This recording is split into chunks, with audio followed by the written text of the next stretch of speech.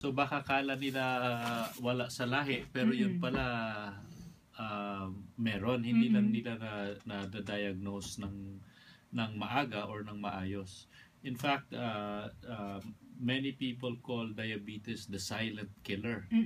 In fact, yung in my lola's case, we did not know she was diabetic until she passed away. Ah, talaga? Oo, so it was, we didn't know.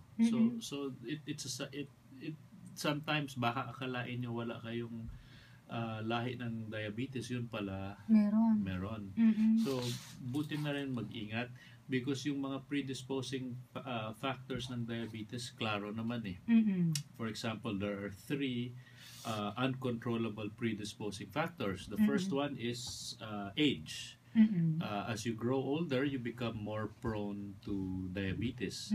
So, ibig sabihin, lahat ng family members ninyo, pati kayo po, mga nakikinig, kung kayo ay tumatanda, magiging prone din kayo sa diabetes sooner or later. Noon, ang age was 40 and above. Ngayon, 35 and above na because of lifestyle, present prevailing lifestyle natin. Ang isa pang uncontrollable predisposing factor is race or kulay ng balat. Kung tayo ay of Malay descent or Malay race, so Filipinos are of Malay descent, you are more prone to having diabetes as compared to Caucasians. And ang third is family history. So now, if any of your family members are aging or are of Malay descent, they may be diabetic and they just don't know it yet.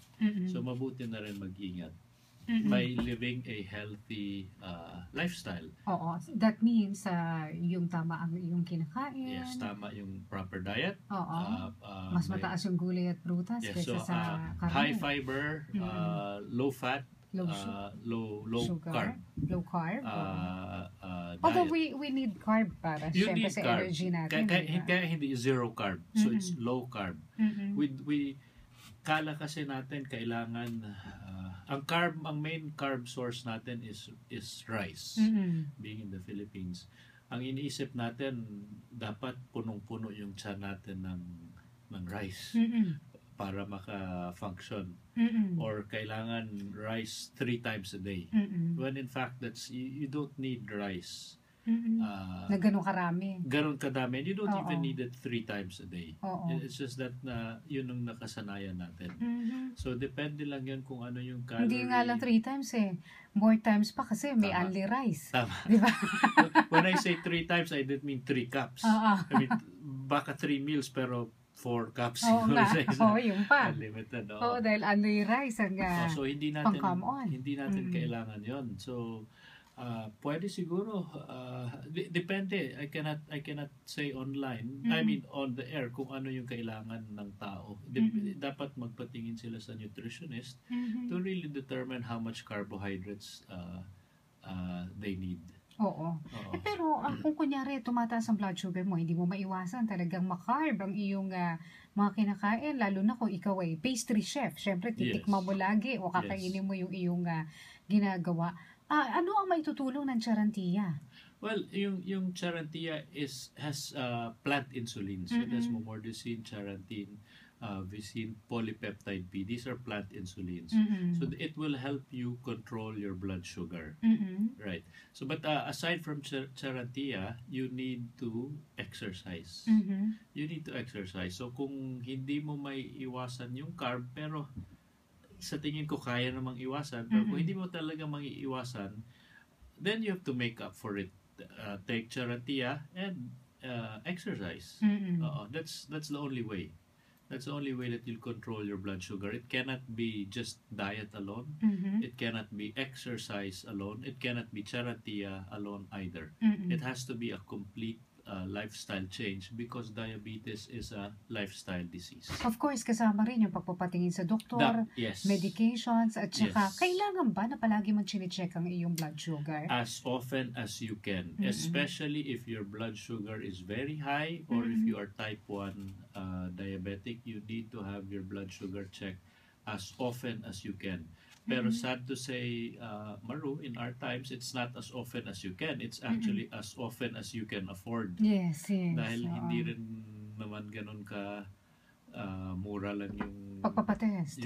Yung blood sugar monitor. Yes. It's not that yung glucometer. The glucometer. It's not that cheap. It's more affordable now than it was a couple of years ago, but it's not something that people budget for. Also, so maybe the word is not as often as you can, but as often as you can afford. Right. So ang clue o ang trick para ma-arrest natin din ang diabetes o makontrol yung ating blood sugar ay kailangan meron palagi moderation, may control sa ating kinakain. Correct. But for me, the first thing that you should, ang una dapat gawin para ma-control yung blood sugar or maiwasan yung diabetes is to find out ano muna yung diabetes. Information. Mag-research muna kayo online, tingnan nyo kung ano yung diabetes, ano yung mga signs and symptoms, ano yung mga predisposing factors, and kung ano yung pwedeng gawin to help control your blood sugar. Once you have that information, then mas madali nyo nang i-implement yung nalalaman ninyo. For example, about diet. Maraming diabetico na nag-iisip na, nako, diabetic na ako, hindi na ako makakain ng ice cream. Hindi na ako makakain ng cake. Or nalulungkot na sila dahil yung buong pamilya nila, kain sila pigil. Mali po yun. A diabetic can eat anything. Kahit ano pwede kainin, kahit ice cream, kahit cake. Ang keyword lang is moderation.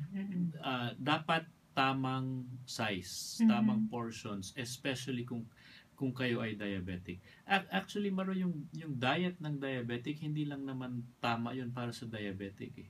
Para sa lahat dapat yan. Para sa lahat. Dahil ang ginagawa ng tao. Hindi naman tayo pwedeng maging yung greedy na lahat na lang. Gluten. Pag yung mga hindi diabetic, hindi nila iniisip yan. Kain lang ng kain. Which is not healthy, whether you're diabetic or not.